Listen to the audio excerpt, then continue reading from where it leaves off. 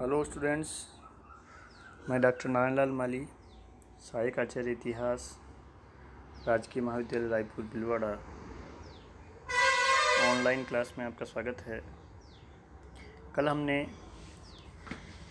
BA part प्रथम वर्ष के इतिहास विषय के प्रथम प्रश्न पत्र के वीडियो में हमने भारतीय इतिहास के सोर्स विषय पर थोड़ा प्रकाश डाला था। हमने इतिहास जानने के स्रोत को 3 भागों में कल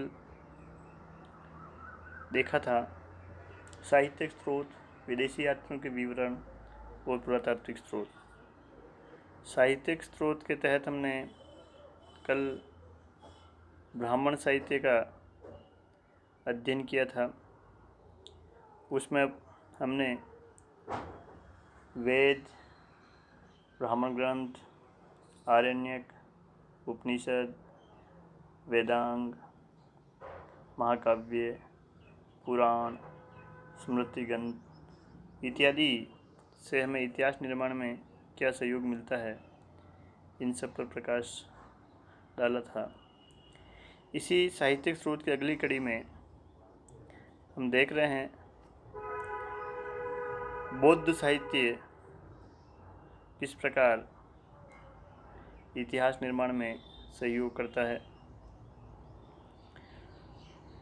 वैसे मूल रूप से बौद्ध साहित्य से हमें तत्कालीन समय की धार्मिक एवं सामाजिक स्थिति पर ज़्यादा प्रकाश पड़ता है, मगर राजनीतिक स्थिति पर भी ये बौद्ध साहित्य थोड़ा बहुत प्रकाश डालता है। बौद्ध साहित्य में के जो मूल साहित्य ग्रंथ है वो है त्रिपिटक, जो कि पाली भाषा में रचे गए हैं। ये 3 बड़े बड़े ग्रंथ हैं जो कि उस समय ताड़ पत्थरों पर लिख करके टोकरियों में रखे गए थे, इसलिए इनको पिटक कहा जाता है। त्रिपिटकों में पहला विनय पिटक है।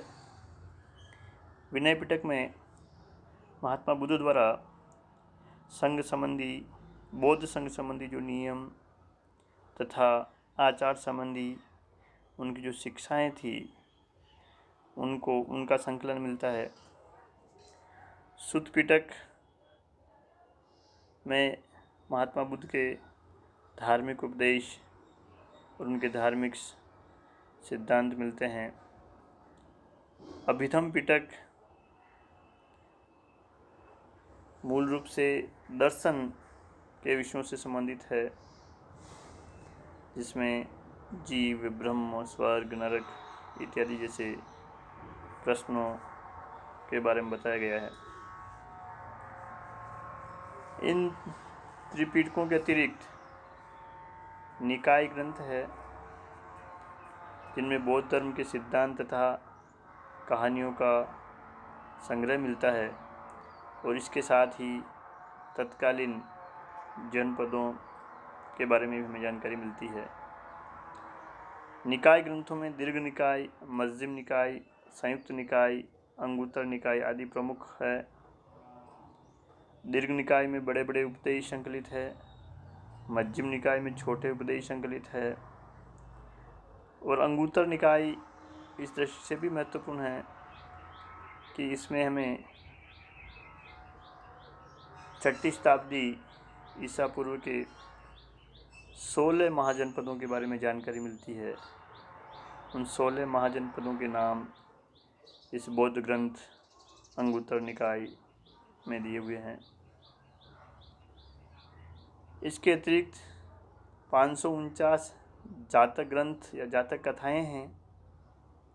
इन जातक कथाओं में महात्मा बुद्ध के पूर्व जन्मों की कहानियां हैं और इन कहानियों के साथ ही तत्कालीन सामाजिक स्थिति,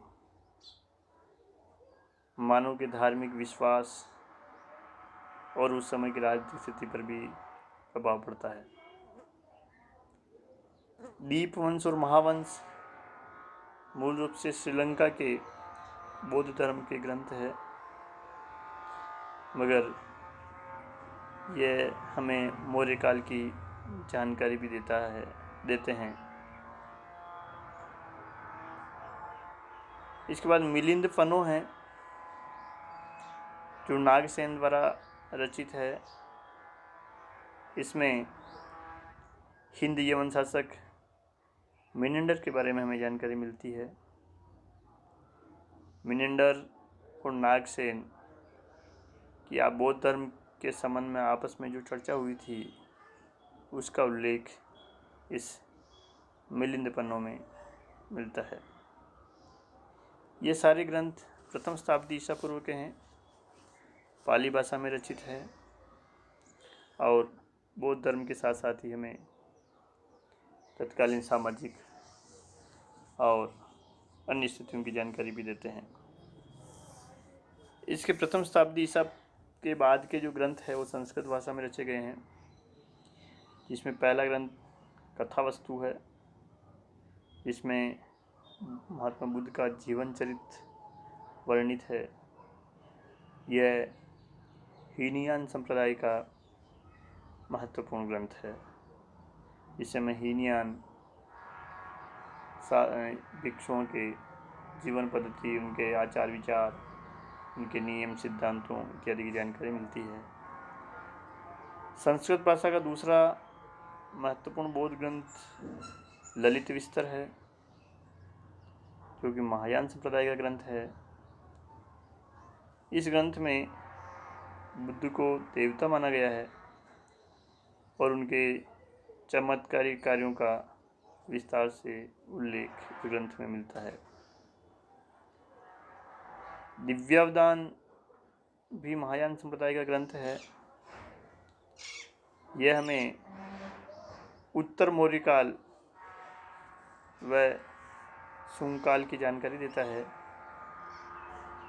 दिव्यावदान पुष्यमित्र शुंग को मूलतः बौद्ध द्रोही बताता है।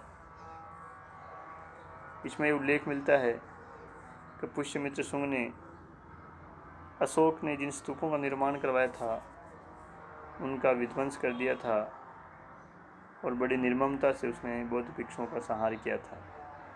ये सारा उल्लेख दिव्यावदान में मिलता है। बुद्ध घोष की बुद्ध चरित्र में बुद्ध के जीवन एवं मौर्य सम्राट अशोक के शासनकाल के बारे में जानकारी संकलित है। ये सारे पाली भाषा और संस्कृत भाषा के ग्रंथ जो बौद्ध धर्म से संबंधित है, हमें तत्कालीन समय के इतिहास को लिखने में सहयोग करते हैं। अब हमारा साहित्य ग्रंथों में अंतर्गत अगला बिंदु जैन साहित्य है। जैन साहित्य को आगम भी कहा जाता है और इस जैन साहित्य के जो मूल ग्रंथ है, महत्वपूर्ण ग्रंथ है, उनमें कल्पसूत्र है। कल्पसूत्र की रचना भद्रबाहु द्वारा की गई थी। इसमें चंद्रगुप्त मौर्य के जीवन और शासनकाल के बारे में भी जानकारी मिलती है। जैन धर्म की जानकारी के साथ साथ चंद्रगुप्त मौर्य के अंतिम दिनों में और उसके राज्य विस्तार की अंतिम सीमा श्रवण बेलगोला या मैसूर तक की सीमा निर्धारित करने में हमें कल्पसूत्र सहयोग करता है कि चंद्रगुप्त मौर्य ने अपना अंतिम दिन श्रवण बेलगोला में बिताए थे। परिशिष्ट पर्वन आचार्य हेमचंद्र द्वारा लिखा गया है और ये भी हमें मौर्य काल की जानकारी देता है। भगवती सूत्र में महावीर के जीवन कार्यों व उनके समकालीन मखली गौशाल इत्यादि अन्य जो धर्मोपदेशक के आचार्य थे, उनके साथ महावीर के संबंधों का वर्णन इसमें मिलता है। इसके साथ ही भगवती सूत्र भी हमें 16 महाजनपदों के बारे में जानकारी उपलब्ध करवाता है।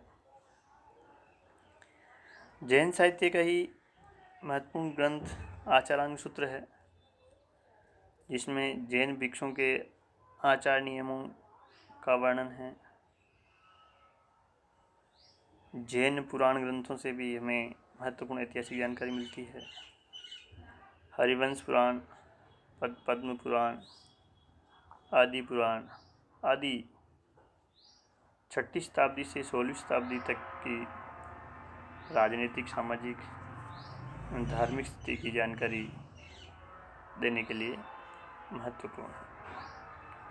तो ये सारा धार्मिक साहित्य था, जिसको हमने ब्राह्मण साहित्य, बौद्ध साहित्य और जैन साहित्य के अंतर्गत विभाजित करके इन पर चर्चा की है संक्षिप्त में। इतिहास निर्माण के साहित्यिक साधनों में हमारा अगला जो टॉपिक है वो ऐतिहासिक रचनाओं से संबंधित है, जिसका कि इतिहास को जानने में बड़ा ही महती योगदान है। इन ऐतिहासिक रचनाओं में सर्वप्रथम हम कौटिल्य के अर्थशास्त्र को रख सकते हैं। कौटिल्य, जिसके कि हमें कई अन्य नाम विष्णुगुप्त, चाणक्य इत्यादि मिलते हैं। अर्थशास्त्र मूलतः राजनीति शास्त्र का ग्रंथ है, जो हमें मौर्यकालीन शासन व्यवस्था, राजत्व सिद्धांत, सामाजिक व्यवस्था इत्यादि के बारे में जानकारी देता है। कौटिल्य चंद्रगुप्त मौर्य के गुरु और प्रधानमंत्री थे। इन्होंने तक्षशिला विश्वविद्यालय में अध्यापन कार्य भी किया था और चंद्रगुप्त को नंद वंश का नाश करके मगध का सम्राट बनाने में इनका काफ़ी महत्वपूर्ण योगदान था। इस अर्थशास्त्र में कौटिल्य का सप्तांग सिद्धांत महत्वपूर्ण है। कौटिल्य ने अपने इस अर्थशास्त्र में राजा के कार्यों का विशद वर्णन किया है। राजा को प्रजाहित के कार्य किस प्रकार करनी चाहिए, राज्य के आय के क्या साधन होने चाहिए, गुप्तचर व्यवस्था क्या होनी चाहिए, मूलतः यानी विशद रूप से प्रशासनिक व्यवस्था का वर्णन हमें इस अर्थशास्त्र में मिलता है। दूसरा महत्वपूर्ण ऐतिहासिक ग्रंथ कामंदक का नीतिसार है। इसमें हमें 10वीं शताब्दी ईस्वी तक की शासन व्यवस्था के बारे में हमें कामंदक जानकारी देता है। संस्कृत भाषा की पहली ऐतिहासिक रचना, जिसको हम राजतरंगिणी के नाम से जानते हैं, कल्हण द्वारा लिखी गई है। राजतरंगिणी में मूलतः कश्मीर का इतिहास वर्णित है। प्रारंभ से लेकर 1149 ईस्वी तक का कश्मीर का इतिहास राजतरंगिणी में संकलित है। सोमेश्वर की रसमाला तथा कीर्ति कौमुदी, मेरुतुंग की प्रबंध चिंतामणि, राजशेखर का प्रबंध कोश इत्यादि ऐसी ऐतिहासिक रचनाएं हैं जो हमें गुजरात के चालुक्य शासकों के संबंध में जानकारी प्राप्त करने में सहयोग करती है। ये सारे संस्कृत भाषा के ग्रंथ थे। चचनामा, जो कि अरबी भाषा में लिखा गया है, ये 7वीं शताब्दी ईस्वी में अरबों की सिंध विजय के बारे में हमें बताता है। वैसे इसके लेखक के बारे में हमें कोई जानकारी प्राप्त नहीं होती है। इन ऐतिहासिक रचनाओं के साथ ही कुछ अर्ध ऐतिहासिक रचनाएं हैं जो हमें इतिहास निर्माण में सहायता करती है। इसमें पहली रचना है पाणिनि की अष्टाध्यायी, जो मूलतः 8 अध्यायों वाली व्याकरण की रचना है। पाणिनि नंद शासक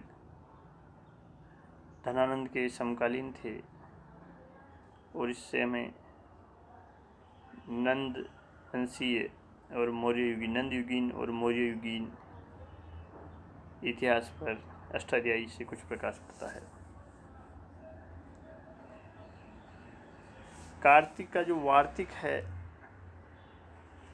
ये भी है तो वैसे व्याकरण ग्रंथ है, और ये भी मौर्य वंश पर कुछ प्रकाश डालता है। ये अष्टाध्यायी के ऊपर ही लिखी गई टीका पतंजलि का महाभाष्य है। पतंजलि शुंग वंशीय शासक पुष्यमित्र शुंग के समकालीन उसके राजकीय पुरोहित थे। यह हमें शुंग काल की जानकारी देने का महत्वपूर्ण स्रोत है। पुष्यमित्र शुंग द्वारा जो अश्वमेध यज्ञ किए गए थे उसकी जानकारी हमें महाभाष्य में मिलती है, क्योंकि उन यज्ञों के पुरोहित पतंजलि ही थे। विशाख दत्त की रचना मुद्रा राक्षस हमें मौर्य काल की जानकारी देने में सहयोग करती है। वैसे गुप्त काल विशाख दत्त गुप्त काल में उत्पन्न हुए थे, मगर इन्होंने नंद वंश से किस प्रकार चंद्रगुप्त मौर्य ने शासन प्राप्त किया था इसके संबंध में हमें इससे जानकारी मिलती है। विशाख दत्त की रचना देवी चंद्रगुप्तम से भी हमें गुप्त काल के बारे में जानकारी प्राप्त होती है। कालिदास का जो नाटक ग्रंथ है मालविकाग्निमित्रम, मालविका और शुंग शासक अग्निमित्र के संबंध में यह नाटक है, मगर यह शुंग काल की जानकारी का महत्वपूर्ण सोर्स। ज्योतिष ग्रंथ गार्गी संहिता से भी हमें शुंग काल में जो यवनों के आक्रमण हुए थे उसका उल्लेख हमें इससे प्राप्त होता है। कुछ ऐसी ऐतिहासिक जीवनियाँ हैं जिनमें किसी शासक विशेष के बारे में ही विशेष रूप से वर्णित है, मगर यत्र तत्र वो अड़ोसी पड़ोसी राज्यों के इतिहास पर भी प्रकाश डालता है। इसमें बाण भट्ट की हर्ष चरित्र महत्वपूर्ण है, जो हर्ष के जीवन के बारे में हमें बताती है। यह हर्ष के प्रारंभिक जीवन, हर्ष का राज्यारोहण, हर्ष के शासन, हर्ष की विजयें, हर्ष का धर्म इत्यादि पर बाण भट्ट की इस रचना से प्रकाश पड़ता है। वागपतिराज का गौड़वहो कन्नौज नरेश यशोवर्मन के बारे में हमें जानकारी प्रदान करता है। किस प्रकार इसने गौड़ देश पर आक्रमण किया और वहाँ के राजा को परास्त किया, ये सारा उल्लेख गौड़वहो में मिलता है। विल्हण की रचना विक्रमांक देव चरित्र में कल्याणी के चालुक्य वंशी शासक विक्रमादित्य षष्ठ के बारे में जानकारी मिलती है। पद्मगुप्त के नवसहसांग चरित्र में परमार वंशी तारा नरेश मुंज तथा उसके भाई सिंधुराज के बारे में जानकारी मिलती है। संध्याकर नंदी की रचना रामचरित में बंगाल के पाल वंश के शासक रामपाल की महत्वपूर्ण जानकारी के साथ साथ ही पाल वंश की जानकारी का भी यह महत्वपूर्ण स्रोत है। हेमचंद्र रचित कुमारपाल चरित्र से हमें चालुक्य शासक जयसिंह व कुमारपाल के बारे में जानकारी मिलती है। जयानक का पृथ्वीराज विजय में पृथ्वीराज चौहान के शासन, उसकी विजय और मोहम्मद गोरी के साथ उसके संघर्ष पर प्रकाश डालता है। इसके साथ ही दक्षिण भारत के इतिहास पर प्रकाश डालने में वहाँ के तमिल और कन्नड़ साहित्य का महत्वपूर्ण योगदान है। इसमें संगम साहित्य जो हमें पहली शताब्दी से 7वीं 8वीं शताब्दी ईस्वी तक चोल, चेर और पांड्य शासकों का वर्णन उपलब्ध करवाता है, उससे जानकारी मिलती है। नंदी कलम्बकम, कलिंग तुपर्णी, चोल चरित्र इत्यादि तमिल साहित्य की विरचनाएं हैं जो हमें दक्षिण भारत के इतिहास को निर्धारित करने में सहयोग करती है। इसके अलावा कन्नड़ भाषा के साहित्य में पंप रचित विक्रमार्जुन विजय और रन का गधा युद्ध इत्यादि हमें चोलों, राष्ट्रकूटों और दक्षिण भारत के अन्य राजवंशों के साथ उनके संबंधों पर प्रकाश डालने में सहायक है। अब हमारा इतिहास जानने के स्रोतों में दूसरा बिंदु है विदेशी यात्रियों का विवरण। ईसवीं शताब्दी पूर्व से ही अरबी, फारसी, चीनी, यूनानी, रोमन इत्यादि ऐसे कई यात्री अपनी धार्मिक जिज्ञासा को संतुष्ट करने के लिए या भारत के बारे में जानकारी प्राप्त करने के लिए भारत आए, या अन्य लोगों से सुनकर के उन्होंने भारत के बारे में जो कुछ लिखा वो भी हमें उस समय के इतिहास को लिखने में सहायता करता है।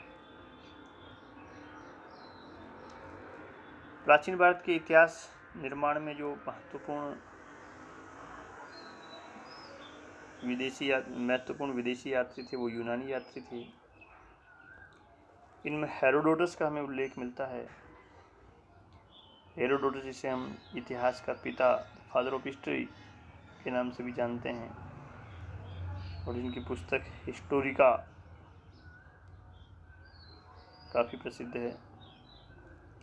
इसमें 5वीं शताब्दी ईसा पूर्व के भारत और फारस के संबंधों का उल्लेख में प्राप्त होता है।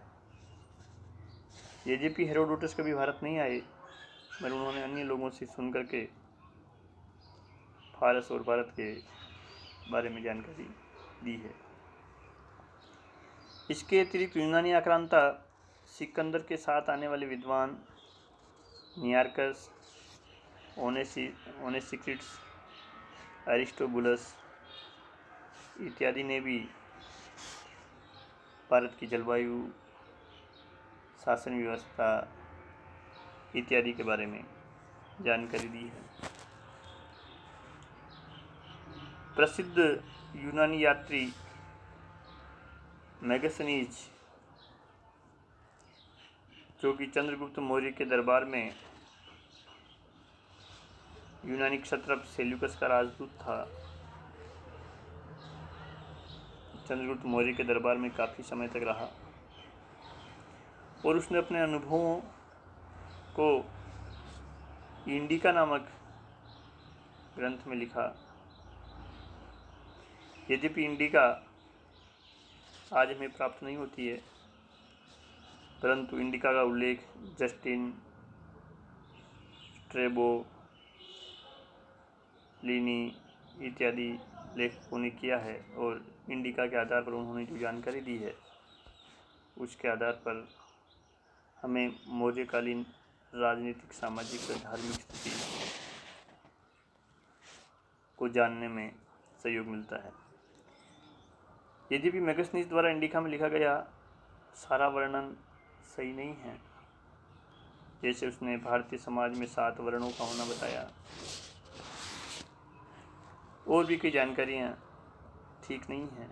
फिर भी उसने पाटलिपुत्र के शासन प्रबंध, मौर्य शासन प्रबंध, मौर्य सेना और भारतीयों के उच्च नैतिक चरित्र और धार्मिक जीवन के बारे में जो लिखा वह काफ़ी महत्वपूर्ण है। डाइमेकस बिंदुसार के दरबार में सीरिया का राजदूत था और उसने उस समय की राजनीतिक, सामाजिक और आर्थिक स्थिति के बारे में लिखा। डायोनिशियस मिस्र नरेश टालमी फिलाडेल्फस का अशोक के दरबार में भेजा गया राजदूत था। इसने भी तत्कालीन समय की जानकारी दी है। इसके अतिरिक्त टालमी ने अपने ग्रंथ भूगोल में भारत की जलवायु और भौगोलिक स्थिति का उल्लेख किया है। प्लिनी की जो नेचुरल हिस्ट्री है वो भी हमें पहली शताब्दी ईसा पूर्व में भारत के जीव जंतु, जलवायु, नदियाँ इत्यादि के बारे में जानकारी प्रदान करती है। एक अज्ञात लेखक द्वारा लिखी गई पेरिप्लस ऑफ द इरिथ्रियन सी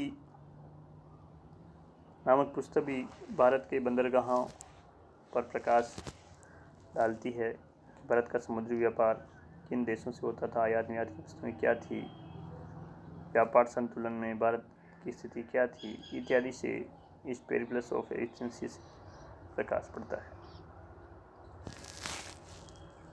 चीनी लेखक भारत में विशेष तौर से बौद्ध धर्म का अध्ययन करने के लिए आए थे और उन्होंने बौद्ध दृष्टिकोण से ही भारत को देखा।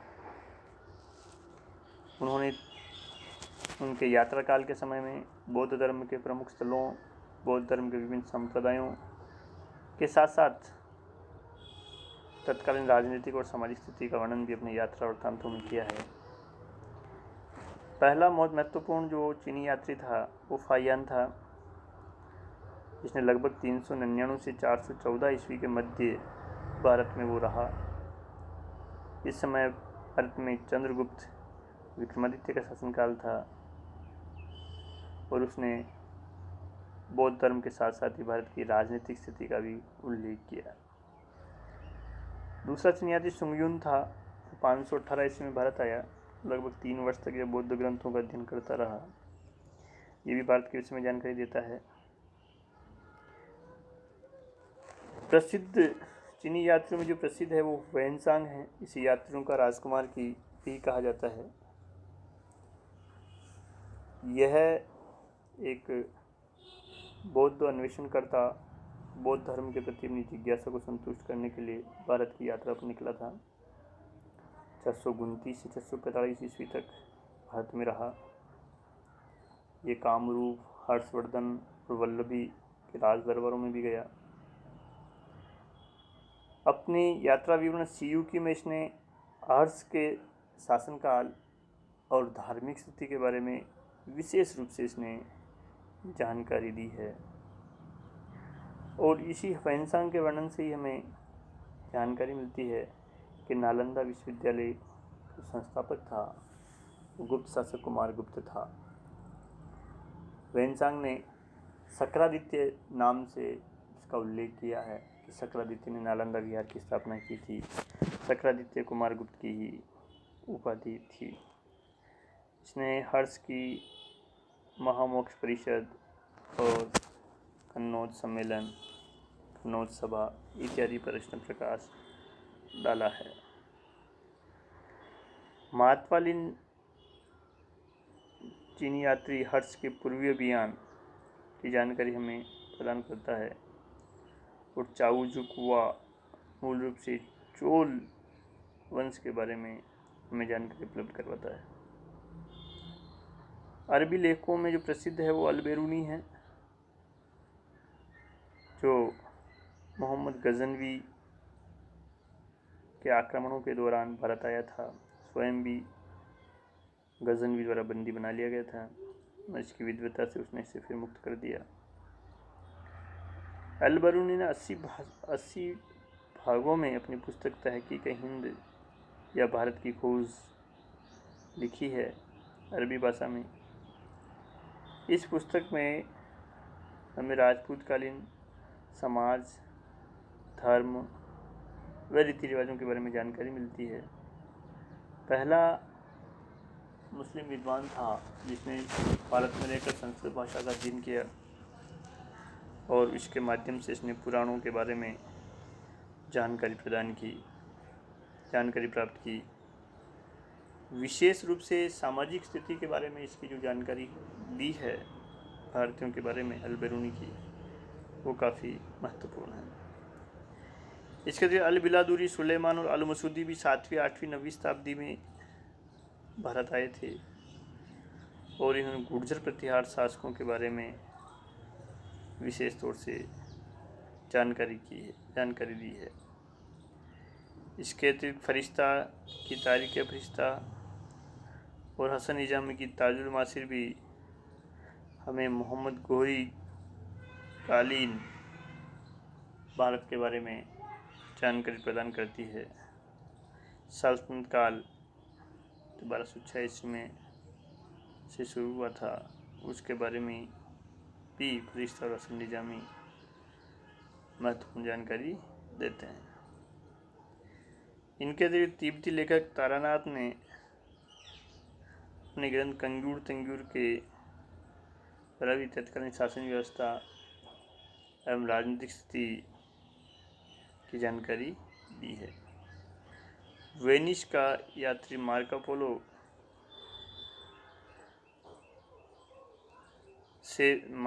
भी हमें इतिहास निर्माण में सहयोग देता है। इसने विशेष तौर से पांड्य देश की जानकारी मार्को पोलो ने दी है।